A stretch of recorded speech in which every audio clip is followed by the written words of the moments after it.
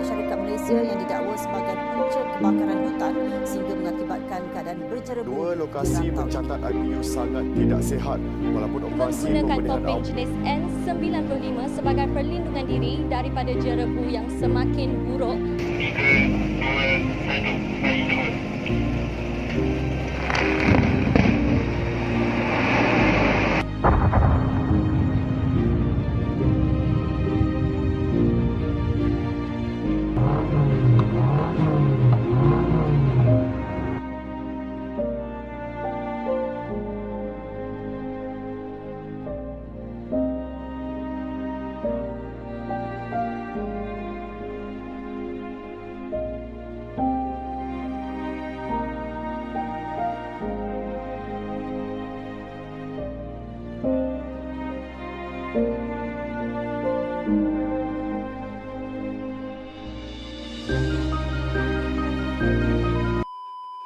Hai, Assalamualaikum. Saya Nusrah Al-Hashimiyah binti Muhammad Ilyas, nombor matrik 279-899.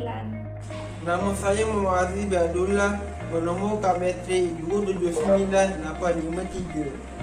Nama saya Mak Azli binti Naliman, nombor matrik 279789. Selamat sejahtera. Nama saya Harwindran, anak lelaki Bugis Barat.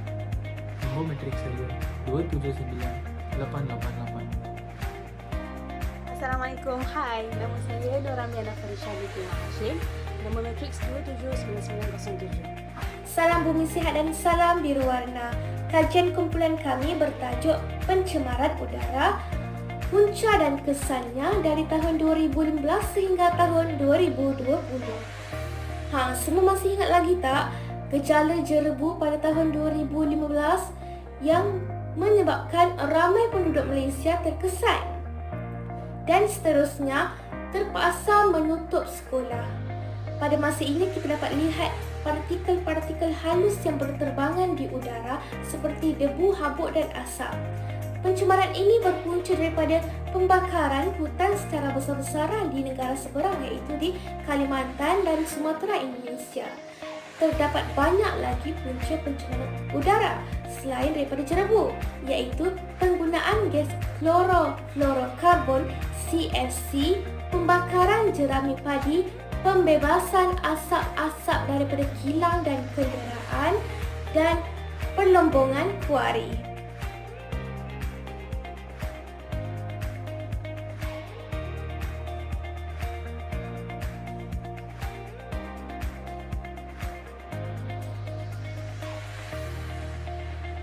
Peningkatan gas pencemar udara seperti gas karbon dioksida, gas sulfur dioksida, gas karbon monoksida, gas klorofluorokarbon iaitu CFC, debu, habuk dan asap.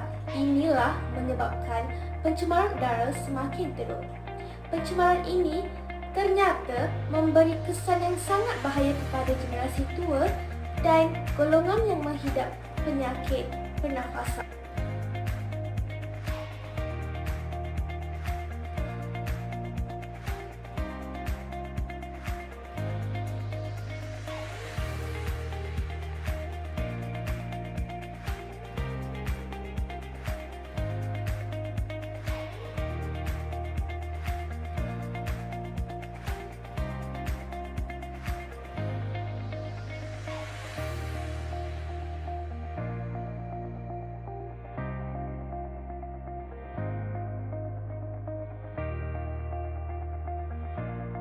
Pada zaman kini, kenderaan adalah keperluan harian dan penggunaan dan pengeluaran kenderaan motor Sabah tahun meningkat di atas jalan raya dan juga lebuh raya.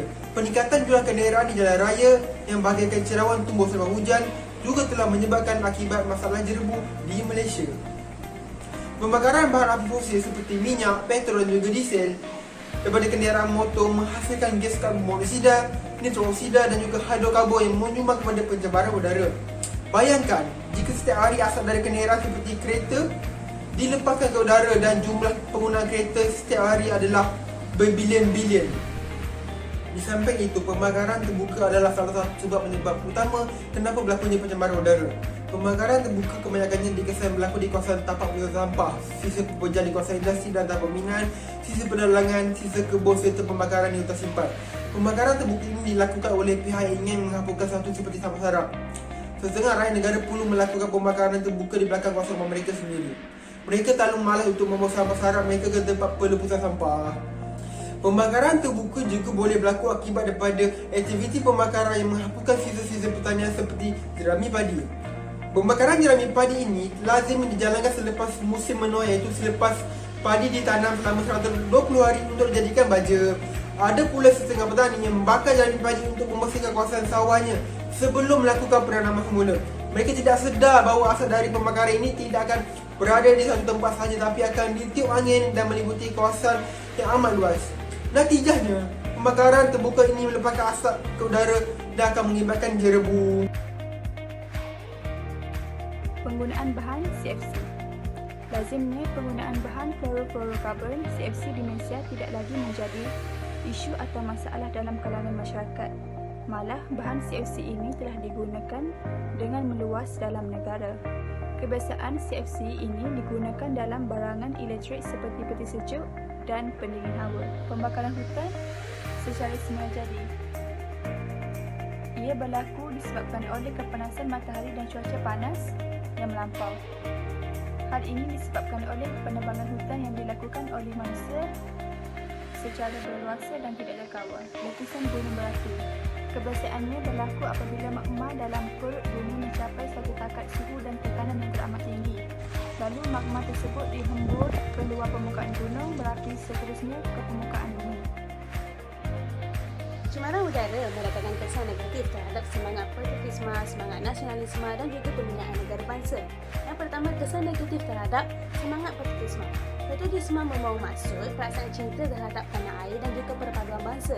Kalau kita lihat, semangat patriotisme semakin luntur dalam kalangan golongan muda ataupun belia. Sebagai contoh, kilang-kilang tidak memasang penapis serpong asap dan rata-rata kilang ini dikendalikan oleh golongan muda. Oleh itu, dapat disimpulkan bahawa semangat patriotisme semakin luntur dan kurang dalam diri masyarakat ataupun golongan muda. Seterusnya, kesan negatif terhadap semangat nasionalisme. Nasionalisme bermaksud semangat kebangsaan yang menjelaskan sikap dan pendekatan berkaitan dengan perjuangan menentang penjajahan serta pembelaan terhadap bangsa dan negara. Contohnya, pembina, pengusaha dan pemaju mereka menggunakan kaedah letupan yang tidak terkawal di kawasan kuari dan pelombongan. Akibatnya, pencemaran udara berlaku.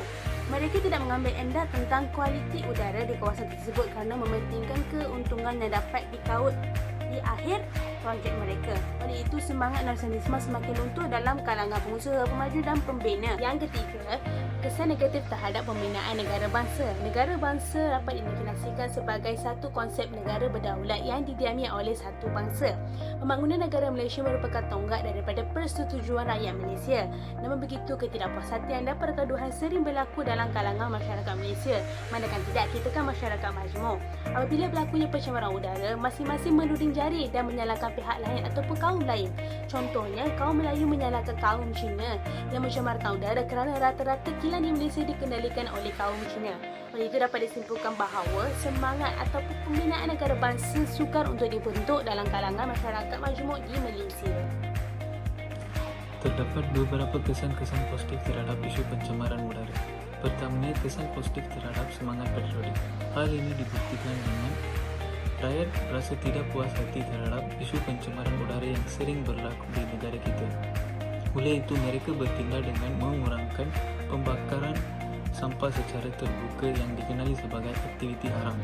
Tindakan mereka menunjukkan mereka mempunyai semangat cinta akan negara yang tinggi sebab mereka tidak mahu mencemarkan negara dari segi kebersihan. Kesan yang kedua ialah kesan terhadap semangat nasionalisme.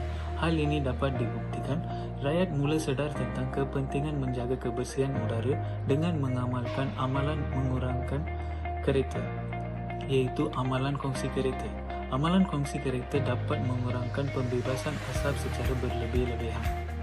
Secara tidak langsung, Semangat nasionalisme dapat dipupur dalam diri masyarakat kerana mereka mula peka terhadap pencemaran udara yang akan mendatangkan bahaya kepada manusia. Kesan yang seterusnya, kesan positif terhadap pembinaan negara bangsa dari segi hubungan perpaduan. Masyarakat Malaysia mula memelihara dan memelihara alam sekitar apabila ditimpa pencemaran udara, khususnya pada tahun 2015 iaitu jerebu. Dalam kejadian tersebut, semua rakyat Malaysia berganding bahu tanpa mengira latar belakang agama dan sebagainya, dan ini secara tidak langsung menunjukkan pembinaan negara bangsa dapat disemai dalam masyarakat Malaysia dengan berjaya.